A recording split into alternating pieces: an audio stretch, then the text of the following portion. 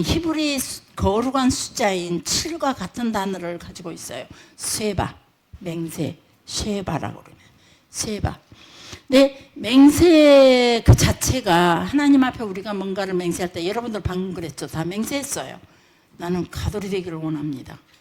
분명히 이 시간에 하나님이 이 자리에 계시고 여러분의 고백을 듣고 계셨습니다. 나는 절대 카탄이 아닙니다. 이제 가돌이 되겠습니다. 서로가 서로를 보니 가돌이 되겠다고 굳은 의지의 그 마음 때문에 다 가돌로 보였습니다. 자, 그러면 이것도 또한 우리가 하나님 앞에 드려지는 하나의 맹세라는 거예요. 근데 이 맹세가 그 자체가 거룩한 것이 아니에요. 나 하나님 앞에 잘 살아볼게요. 멋지게 살게요. 기도하기를 쉬지 않을게요. 이제 하나님 앞에 전심을 다해서 할게요. 하는 이 내용이 거룩한 건 아니에요. 무엇이 거룩하냐면은 그 맹세 가운데 하나님이 계시기 때문에 그게 거룩해지는 거죠. 이것은 내가 모레 가면 음료수 하나 맛있는 거 사줄게. 이거는 거룩한 게 아니에요. 아무리 맹세를 했어도 그 약속을 지켜서 거룩한 게 아니에요.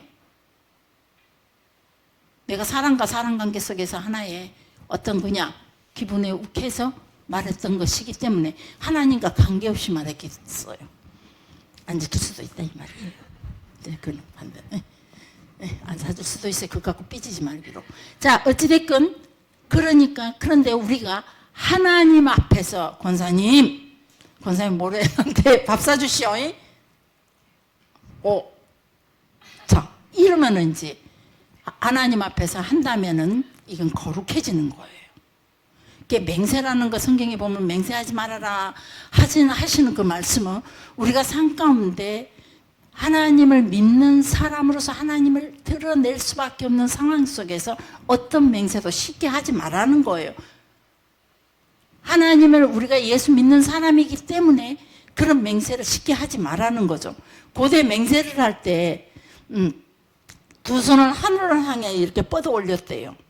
그래갖고 지금 내가 맹세하는 모든 말들을 갖고 우리가 선서하듯이 뭐 법정에 가서도 선서하고는 내가 모든 걸 이중 없이 하겠습니다 라고 선서하듯이 하나님께서 증인, 나의 지금 현재 이 맹세에 하나님 증인이 되어 주십시오. 우리가 찬양할 때도 제가 두 손을 종종 들 때는 전심으로 하나님 앞에 나의 고백을 하거든요. 맹세 비스듬히 고백을 해요. 주님, 정말로 내가 주님을 사랑합니다. 끝까지 내가 주를 사랑하게 해주세요. 사랑해요. 이렇게 고백할 때도 제가 주님 앞에 맹세하듯이 해요. 왜냐하면 주님이 나의 증인이 되어 주십시오. 내 삶에. 그리고 여러분에게 기도 부탁을 받고 기도를 하고 때로는 주신 응답을 서로 나눌 때도 역시 주님이 나의 증인이 되어 주세요. 나에게 보여주신 그대로 나는 얘기할 겁니다. 나에게 깨닫게 하신 그대로, 감동 주신 그대로 얘기합니다. 그러니 하나님이 이 일에 증인돼 주세요. 그러고 얘기해요. 그래 놓고 잘못했다 그러면 하나님 나한테는 이렇게 보여줬잖아요. 나한테는 이렇게 하셨잖아요.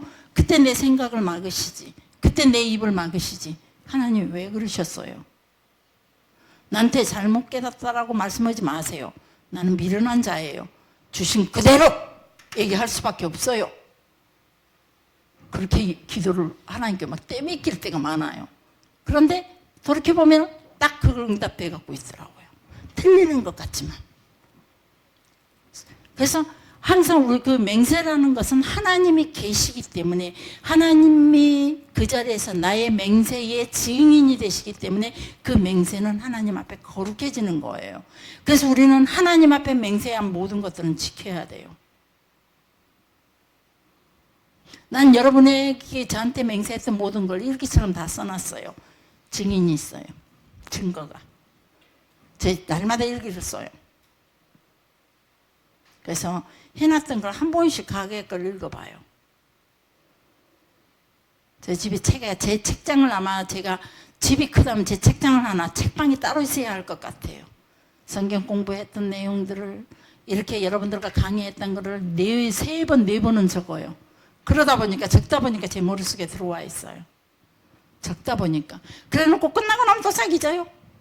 그래서 다시 또 다음번에 똑같은 거 재탕하려면 또 3번, 4번 읽어봐야 돼요. 그런 것들까지 모아놓은 거면 내 삶의 삶을 거쳐서 써놨던 일기들, 그리고 그때그때 기도할 때마다 주셨던 응답들, 틀어진 것 같아서 마음 상하고 힘들었지만은 지내놓고 나더니 오히려 그 길이 복이 되었던 일들, 하나님의 은혜로 바뀌었던 일들을, 그런 것들을 다 기록을 해놨어요. 그래서 여러분에게도 전에도 자주 기록을 하라 그랬죠. 기도하고 받은 감동 기록해라. 그럼 언젠가는 그것이 하나님께서 나에게 주신 약속으로 내게 이루어질 때가 있다는 거죠. 하나님과 나와의 성의 기도 속에서 주신 것들은 하나님이 나의 증인이 되시는 거예요. 그 하나님은 변하지 않고 흔들리는 그림자도 없으시며 어제나 오늘나 영원까지 변함없이 반드시 그 약속을 1.1핵이라도 바뀌지 않고 이루어 주신다는 것. 그 진실된 하나님, 성실하신 하나님을 우리가 믿는다면 여러분이 말씀으로 유독히 부딪혔던 말씀 기록하시고 그것 갖고 삐져가지고 사단의 통로로 줘서 그냥 시험 들지 말고 죄 짓지 말고 그냥 그걸 가지고 은혜의 통로로 삼자 이 말이에요. 그런 것들을 기록해서 하나님이 나에게 주신 것 약속하심도 역시 맹세와 다를 바가 뭐가 있겠어요. 내가 너와 함께 하겠다. 영원히 함께 하겠다. 주께서 나를 향한 그 맹세 왜 주셨을까요? 나를 너무 기뻐하시고 나를 인정해 주셨기에 부족하지 마, 어리석지 마, 잘나서가 아니라 그래서 나를 앞으로 미래의 삶 속에서도 나를 믿었기에 하나님께서 그 맹세의 약속을 이뤄가셔요. 그런데 우리가 그 약속을 믿지 못하고 그 약속대로 따라가지 못하면 이루어지지 않아요. 왜 그러냐면 길이 다르기 때문에. 주께서 이 길로 가라. 그 길 끝에 내가 보화를 감춰놨어. 저기 끝에 가면 내가 너한테 이런 걸 줄 거야. 그랬는데 우리는 기어이 내 편한 길로, 내 감정이 끄는 대로 세상적인 욕심을 따라 다른 길로 가버리니 하나님이 약속해 주신 거는 여기가 있는데 오른쪽으로 해야 돼요. 하나님은 거룩한 분이라. 이쪽에가 있는데 계속 사람의 생각 따라 어두운 쪽으로 가다 보니까 절대 하나님이 딱 만들어 놓은 그 약속의 땅에 우리가 가지를 못하는 거예요. 그래서 여러분 때문에 여러분이 기도 응답을 받지 못한 거죠. 하나님이 잘못 말해 거짓말해서가 아니라 내가 잘못 전달해서가 아니에요. 여러분이 그 약속의 자리를 가지 못해서 그래요. 철저하게 하나님 중심으로 서보세요. 저는 어떤 사모님하고도 요즘 계속 또 통화를 하면서 전화를 하고 메시지를 주고받으면서 그 사모님도 마찬가지예요. 제가 옛날에 기도해줬던 그 기도문을 종종 저한테 보내요. 얼마나 부담되는 줄 아세요? 사랑하는 딸아 내가 너와 함께 하겠다. 네 남편을 어떻게 하겠다. 그런 것들을 기도해줬던 내용들을요 저한테 종종 보내요. 그거 받을 때마다 막 부담돼요. 진짜 어쩌라고. 내가 어쩌라고요 사모님 그러고 보냈어요. 한번 그랬더니 사모님이 이렇게 기도해 주셨어요. 제가 그거 믿고 따라가고 있어요. 그러고 또 와요. 그런데 그분은 하나님께서 응답대로 방송 쪽에서 일하게 하시더라고요. 너가 많은 사람 앞에 서게 될 것이며 전국으로 네 목소리가 나가게 될 것이라 했던 것들이 그냥 그대로 깜짝 놀랐어요. 그래서 그 사람이 나한테 오히려 원고 써주세요. 지금 원고 작성이냐면 저 원고 쓰느라고 사람 죽었어요. 그리고 또 그 방송국에서 대담하러 오신대요. 막 이런 약속을 해주면서 저를 막 지금 헷갈리게 만들어요. 내가 이걸 따라가야 되나 말아야 되나. 주께서 주시는 이 길들을 내가 주께서 열어주시는 길이라고 따라가야 되나 말아야 되나. 근데 원고 작성해 보니까 쉬운 길은 절대 아니라는 거. 근데 그분도 그 약속의 말씀을 계속 관계 속에서 이루어지면서 보증인과 관계 속에서 그 보증인과의 관계도 이루어져야 돼요. 이게 사랑하는 성도 여러분, 하나님께서 주시는 그 약속의 모든 말씀은 우리 자신도 하나님 앞에 그 약속의 약속을 지켜야 되고 약속의 자리 하나님 주께서 내게 약속했던 거 맹세했던 거 약속과 맹세는 조금의 다른 차원이기는 하지만 그래도 그 맹세했던 것들을 우리가 꽉 붙잡고 주님이 약속하셨으니 주님이 이거 이루어 주세요. 따라다니면서 졸졸졸졸졸졸 따라다니면서 그 약속을 가지고 계속 하나님 앞에 하나님이 잠잠치 않도록 우리가 하나님을 늘 깨워야 돼요. 이사야의 말씀에 너희가 잠잠치 않고 나를 계속 잊지 않도록 나한테 울부짖어라, 기도해라. 그러면 내가 너에게 응답해 주겠다. 기도라는 것은 바로 하나님의 통로를 찾아가는 길이에요. 세상에서 바쁘게 내가 그 통로를 찾아가기 위해서 바쁠 일이 아니라 주께서 나로 통해 그 주셨던 약속의 말씀을 찾아가는 길이 먼저 기도예요. 10계명 중 제3계명이 내 하나님 여호와의 이름을 망령되이 걷지 말아라 그랬어요. 그리고 탈무드에 보면 약속을 지키지 못하는 자는 뭐라고 말하냐면 우상 숭배와 같다라고 말하고 있어요. 우리가 하나님께 약속했던 수많은 약속들, 여러분과 함께 당신은 복의 통로, 나는 복의 통로가 되기를 원합니다. 수없는 약속을 하나님 앞에 기도로 아뢰 기도하고 말씀을 드리면서 아멘으로 하나님께 내 믿음의 고백을 하기도 하지만, 다른 사람들한테도 그런 고백들을 하기도 하지만, 하나님께서 나에게 말씀하신 그 약속의 자리에 있지 못한다면 바로 나는 우상 숭배자가 되는 거죠. 말씀에 순종하지 않고 말씀을 따라가지 않고 그 말씀을 인정하지 않는 것은 바로 우상 숭배예요. 그래서 탈무드에서 약속을 지키지 않는 자는 우상 숭배와 같다. 그리고 하나님의 이름을 함부로 사용하고 언급한다는 것도 우리는 상당히 매우 우리 농담 삼아 그런 이야기를 쉽게 말해요. 하나님 이야기를. 저도 가만히 생각하면서 보면은 내가 농담 속에 혹시나 하나님이라는 이름을 내뱉은 적이 있을까 없을까 생각해보니까 있었던 것 같아요. 기억은 안 나지만. 그래서 얘기했어요. 있었던 것 같아서 주님, 내가 주의 이름에 조금 더 무게감을 싣고 하나님께 영광이라는 무게감을 싣고 내가 말을 할 수 있게 해주세요. 그러다 보니까 자꾸 근엄해지고 자꾸 진지해지고 그러더라고요. 그렇다 할지라도 우리가 하나님의 그 이름에 대해서 절대 여호와의 이름을 함부로 우리의 삶 속에서 쉽게 이렇게 다른 사람들과 주고받을 때 농담처럼 주고받으면 안 된다는 거예요. 그리고 하나님이 약속하셔서 말해놓고 내가 그 약속 안에 거하지 못한다면 그것도 역시 하나님을 경히 여기는 거예요. 하나님의 이름을 모독하는 거죠.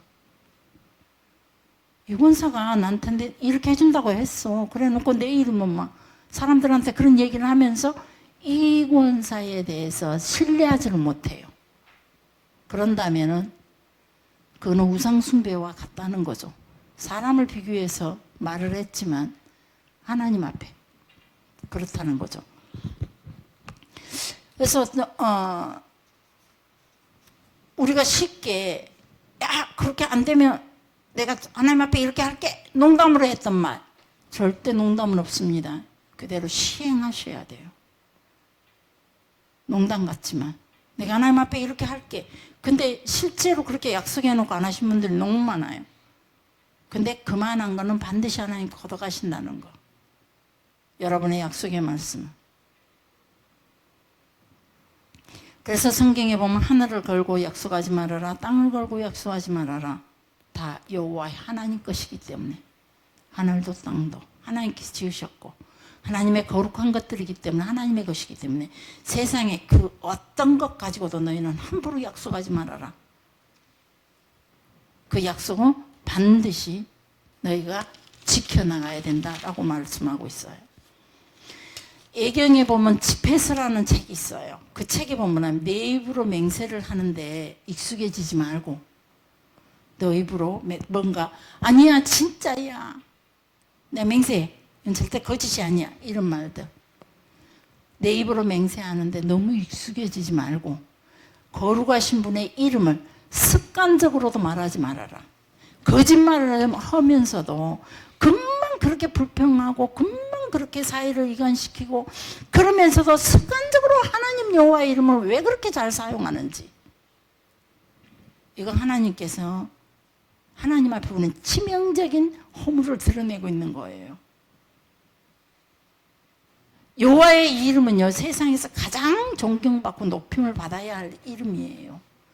그런데 가장 더러움을 담고 있는 내 입술에서 하나님의 이름을 가장 거짓말 잘하고 가장 불평이 많고 가장 세상 거룩지 못한 것들을 막 우리 마음대로 먹고 마시면서 살아가는 모든 사람들, 하나님 쉽게 말하는 사람들을 보며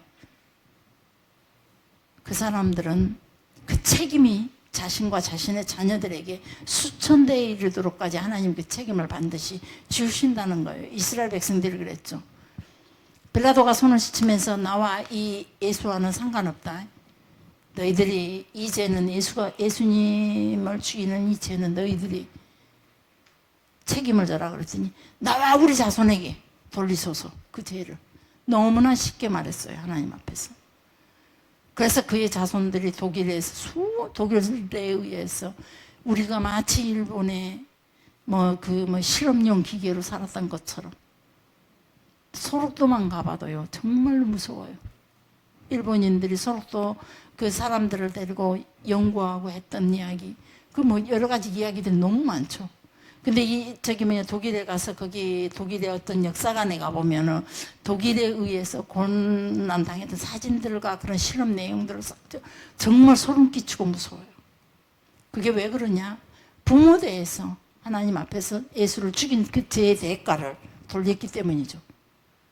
그런데 돌리지 않는다 할지라도 우리 그 자연적으로 성경에 보면 3, 4대까지 그 죄값이 흘러가게 돼 있단 말이에요.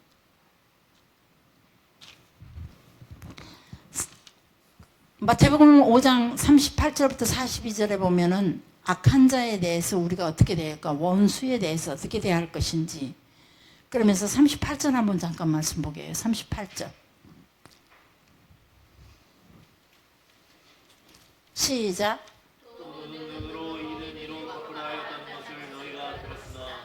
자, 이 당시는 우리가 자주 설교 들어왔듯이 명예와 수치를 기반으로 하는 고대 사회에서 그들이 가지고 있는 그런 수치를 당했을 때 어떻게 행동하는가 반드시 되돌려 준다는 거. 내가 받은 수치는 그대로, 이는 눈에는 눈, 이에는 이의 개념으로 당연한 법칙처럼 사용돼서 왔다는 거. 그게 예수님 시대까지 그렇게 이어져 왔다는 겁니다. 그런데 이 내용이 하나님께서 복수를 하라는 것이 아니라 그 복수를 통제하는 하나의 그 한계를 정해 주셨다는 거죠. 그래서 이들이 가지고 있는 고대 아담, 아벨, 가인이 자기에 대한 복수 내용이 700까지, 자기를 누군가가 건들면 700까지 갚아버리는 사람이었어요. 그리고 라멕은 70배까지 77배까지 갚아버리는 사람이죠. 나 한 번 건들기만 건드려봐. 가만두지 않을 거야. 건드렸더니 7배로 갚아버려요. 그래서 사람이 악해지기 시작하면서 악과의 손을 잡기 시작하고 세상 속에 살아가면서 이 복수법, 이 라틴어로 이 보복법은 넥스탈리오니스라는 단어를 쓰고 있어요. 이 말은 복수법이라는 얘기예요. 보복법. 그들이 가지고 있는 보복법이 바로 이에는 이로, 눈에는 눈으로 이건데, 이것을 주신 것은 그대로 갚으라는 것이 아니라 하나님께서 우리 인간들이 악해서 갑절로 갚고 7배로 갚고 77배로 힘이 있는 자는 77배로 갚아버리는 이 보복법의 한계를 하나님이 허락하신 거예요. 너희가 감정에 의해서 속이 상할지라도, 그리고 그들에게 책벌을 정할 때도, 법으로 통해 책벌을 정할 때도 700 가면 안 된다 이 말이에요. 딱 죄를 지은 것만큼만 책벌하고, 그리고 너희가 그들에게 보복하지 말으라는 어떤 한계와 그런 어떤 한계를 통해서 우리를 통제하는 내용의 말씀이라는 거예요. 근데 우리는 이 말씀을 가지고 네 나 건드렸지, 눈 쳤으니 나도 눈 칠게, 이렇게 들어가는 거예요. 문자 그대로 보게 되면은. 그래서 책벌도 범죄의 정도에 따라 책벌을 하는 것이지, 77배를 괘씸하다 그래서 더 많은 책벌을 가지고 한다는 것도 역시 하나님 법에 어긋나는 행위라는 거죠. 그래서 예수님께서 그들이 가지고 있는 저런 법들을 예수님께서 오셔서 다 파괴를 시키는 거죠. 이 법대로, 너희가 알고 있는 법대로 해서는 안 된다. 눈은 눈대로, 절대 주먹 치면서 한 대 살짝 치면은 절대 그 살짝 기분 나쁘면은요 맥곱절로 갖게 돼 있어요. 다시 내가 한 대 치면서. 이것이 어쩔 수 없다 이 말이에요. 인생에 우리 악에 물들어 사는 우리 인간들의 개념으로서는 어쩔 수 없다 이 말이에요.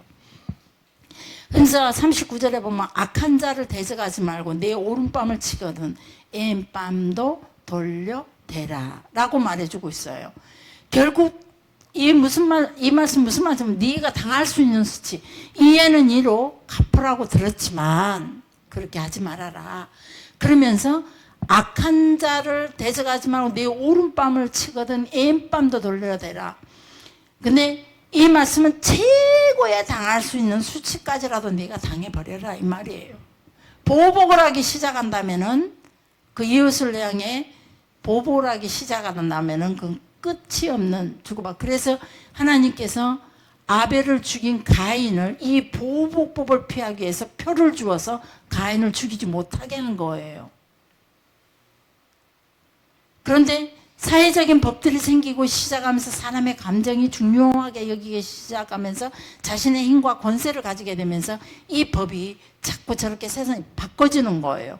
이스라엘 백성들이 가지고 있던, 그들이 가지고 있던 조상들의 지혜를 모아서 만들어놨던 법들, 모세 오경이라는 이 책에서 축출해내 가지고 자기들의 입맛에 맞게끔 자기들의 삶 속에 맞추기 위해서 만들어 놓은 모든 법률들을 가지고, 그래서 하나님 예수님께서 성경에서 내가 율법을 폐하러 왔다는 것은 바로 이것을 말하는 거죠. 히브리 개념에서 악한 자라는 것은 라라는 히브리 단어를 가지고 있어요. 이거는 일반적인 사회적인 악이 아니라 하나님 나라와 반대되는 일을 행하는 자에게 말하는 악이에요. 그래서 말씀대로 살지 않는다. 고집서 내나 불평하지 말라니까 그새 또 가서 신랑 앞에 막 불평을 해요. 이 권사가 이랬어 저랬어 막 불평을 해요.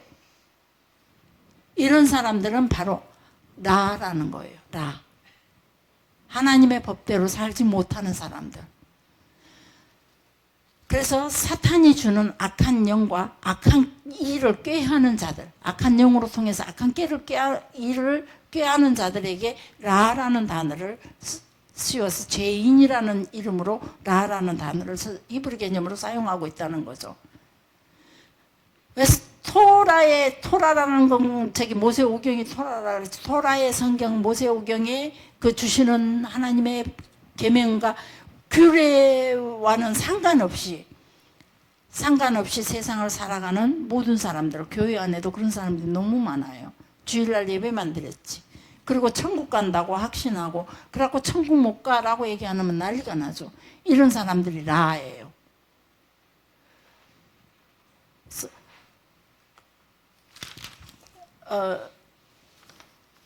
미시나의 보복법에 보면은 법적 피해 문서들이 있어요.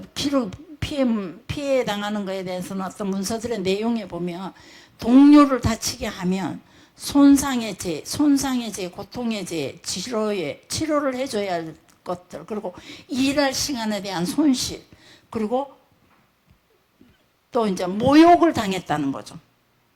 동시에 상대가 나를 다치게 함으로 인해서 모욕도 같이 오는 거예요. 그래서 이 5가지 면에서 배상을 하게 만들어요. 이 권사가 나를 한 대 쳤어요. 그럼 이 5가지 죄가 한꺼번에 적용이 되는 거예요. 그래서 손상, 고통, 치료를 해줘야 되고, 치료를 갚아줘야 되고, 이렇게 손상에 대한 배상해야 되고, 고통당한 거에 대한 배상해야 되고, 치료에 대한 배상을 해야 되고, 일할 시간을, 내가 그동안에 일을 하면 얼마를 할 수 있는데, 그 손실에 대한 것을 배상해야 되고, 그 다음 모욕당한 거에 대한 손실을 배상해 줘야 돼요.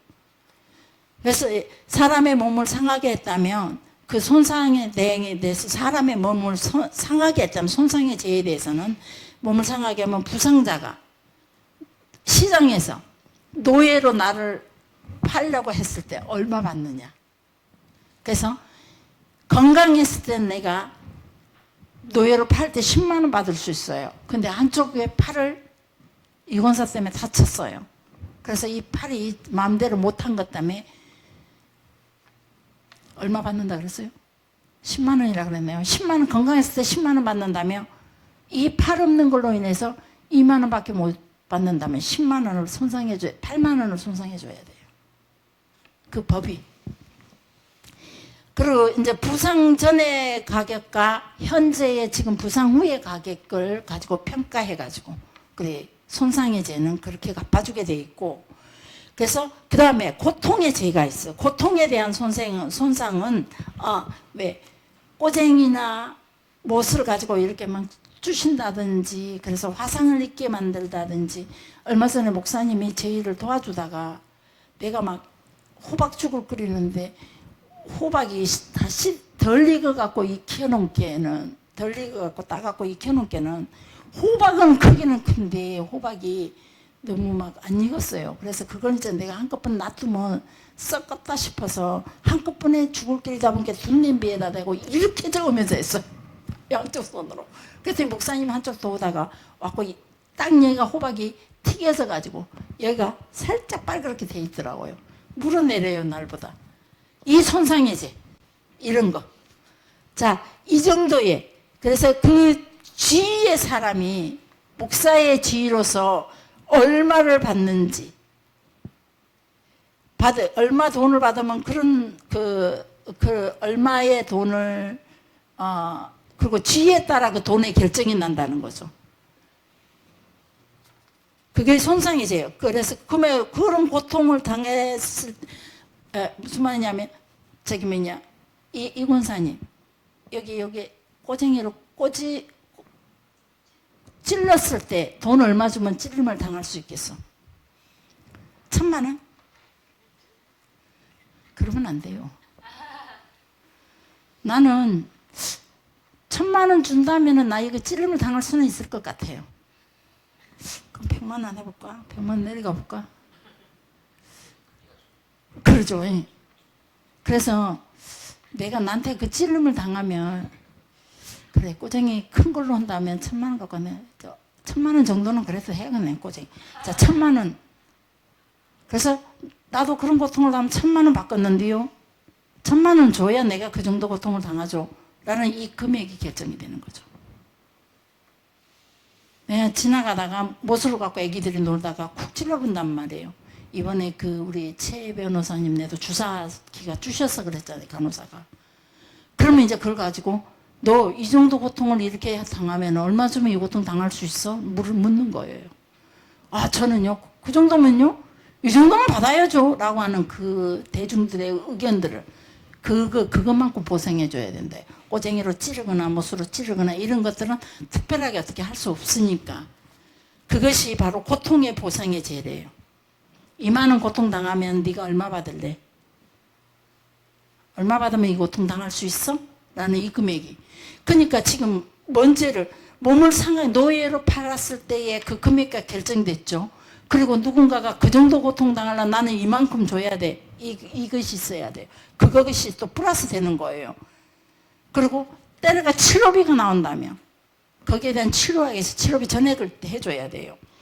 그리고 상처가 또 나아갖고 바로 딱 나아보면 좋겠는데 얘가 났다가 돌아버려졌다 났다가 돌아버려졌다 끝까지 치료를 해줘야 된다는 거죠. 그래서 모든 치료비를 낼 책임이 있다는 거예요. 그리고 시간 손실의 배상은 이 사람이 이제 그 가장 그 뭐랄까 특별한 기술이 없다면은 자기 직업에 따라 그 금액을 내고 또 직업도 그냥 일반 우리 노동력 특별한 기술이 없다면은 좀 가격이 낮아질 것이고 기술 있는 사람 돈이 많이 받는 사람 더 많아진다는 거예요. 그래서 거기에 준하여 똑같이 계산해 가지고 해줘야 돼요. 자, 그 다음에 마지막 남았어요. 모욕에 관한 보상이 남았어요. 이 정도 받고 모욕에 대한 보상이 남았어요. 무례를 저지른 당한 사람이 모두의 그 사람의 그 모욕 당한 사람의 사회적인 지위, 그러니까 무례를 행한 사람이나 모욕을 당한 사람이나 동시에 사회적인 지위에 따라 가격이 또 달라지고요. 명예, 보상의 금액이 달라지는 거죠. 그래서 또 왜 또 그것도 내가 술이라도 취해갖고 벌거벗고 드러누있는 사람들이라든가 아니면은 눈이 먼 사람들, 그리고 또 잠들어 있는 사람들, 옆에서 잠잘 때 모르고 막 뭐 사람들 앞에서 모욕을 주잖아요. 그것도 책임이 크다는 거죠. 직접 대놓고 모욕 주는 것보다 잠들어 있을 때 아니면은 또 눈이 멀거나 신체적인 조건으로 알 수 없을 때 기가 먼 사람에게 함부로 욕설을 한다든지 흉을 본다든지 이것도 문제가 되는 거죠. 그래서 옥상에서 떨어져서, 예를 들자면 옥상에서 떨어져서 부상과 모욕을 동시에 당한다면은 부상 책임도 있고 모욕 책임도 있고 동시에 줘야 된다는 거. 그래서 이 모든 책임을 한 번 사람에게 뭔가를 다치게 한다면 이 정도의 보상을 해줘야 된다는 거죠. 그래서 오늘날 이 사회도 그래야 되지 않겠나 싶어요. 지난 주일에도 같이 말씀을 나눴듯이 요즘은 그 법원에다가 돈을 넣으면 모두가 용서가 돼버려요. 난 아직 용서 안 해. 공탁금을 넣기만 넣으면 그 용서가 돼버려요. 법이 용서해줘 버려요. 나는 용서 안 했는데. 근데 분명히 용서를 내가 해줘야 된다는 거. 하나님 앞에서는. 그래야 그 사람의 죄가 없어지니까. 근데 끝까지 내가 용서해주지 않으면 상대에게 죄가 남기 때문에 그 내 죄도 추가가 된다는 거. 그러나 공탁금으로만 갖고 돈만 줘서 용서를 받아서는 안 된다는 거. 끝까지 상대에게 용서를 받을 수 있어야 된다는 거예요. 이런 것들을 가지고. 그래서 원수를 대하는 태도, 악한 자를 대하는 태도가 이 모든 것이 동시에 같이 서로 이어질 때, 이대로 이런 사회가 될 때에 서로가 조심할 수 있으며, 우리 청소년들을 지금 촉법 청소년도 사라질 것이고 함부로 기분 내키는 대로 살아가는 그 모든 것들이 어떤 이유, 질병의 핑계를 댄다든지 가난한 삶, 고통의 자유를 성장했을 때 보호받지 못한 그런 삶의 조건들을 가지고 자꾸 그 죄에 대한 무게감을 덜려고 하는데 그 우리 법들 조항에서 적어도 이 정도는 해야 되지 않겠는가 라고 생각을 해봤어요. 근데 과거에는 이런 식으로까지 해가면서 어떤 공동체를 꾸려갈 수밖에 없었다는 거. 자, 그래서 이런 그들이 가지고 있는 이런 조항의 법이, 문제는 이런 조항의 법대로만 해줘버리면은 의례와 의식에 의해서 어떤 절차와 이런 것의 조항에 의해서 이렇게 해버리고 진정한 마음에 하나님, 그 사람이 하나님을 알아갈 수 있도록, 하나님의 사랑을 깨달을 수 있도록 그를 용서하고 그를 하나님 앞으로 이끌어가야 하는 그런 믿음의 그 하나님 나라의 공동체의 삶이 그들에게는 이미 상실돼 버렸고, 그래서 진정한 하나님의 마음, 하나님의 뜻과 상관없이 이런 조례 의항에 의해서 싹 해줘 버리면 끝나버리는, 그래서 또 이 끝나버리는 이 상황 때문에 또 사회적인 빈부격차에 따라서 또 그 패배감과 그 모욕이, 또 다른 모욕이 계속 생겨날 수밖에 없다는 거죠. 이런 것들을 좀 막 여러 가지 자료들을 보면서 와, 대단한 사람들이었다. 그래서 예수님께서 이런 말씀을 할 수밖에 없구나 라고 생각이 돼요. 성경에 나타나는 모든 이야기들을 보면서 우리가 의문하는 것들이 많아요. 예수님의 엄마에게 여자애가 나와 무슨 상관이 있습니까? 이렇게 말했던 거라든지 여러 가지 조항들을 보면서 그쪽의 문화를 우리가 제대로 알지 못한다면은 성경에 대해서 비판이 나올 수밖에 없고, 우리의 문화와 우리가 가지고 있는 문화와 생각들, 규례와 어떤 전통 예식 가지고 절대 성경을 이해할 수 없다는 거예요. 성경 시대를 이해할 수 없다는 거예요. 그래서 이 복잡한 이야기들을 더 많이 제가 몇 장이나 책을 많이 얼마나 읽었는지 몰라요. 그걸 다 기록해 봤어요. 아, 이게 한 3일을 해도 모자라지 않을 만큼 그러더라고요. 근데 이런 것들을 제가 축소시켜서 이 정도만 여러분에게 얘기했는데 예수님 시대 때 이런 시대였다는 걸 기억하시고, 그래서 예수님께서 이런 말씀을 하셨을 때 어떤 의미였을까? 그걸 훨씬 더 마음에 와닿게 되더라고요. 저는 그랬어요. 아, 어떤 의미로 예수님께서 이 말씀하셨을까? 오늘은 여기까지만 하겠습니다. 기도하겠습니다.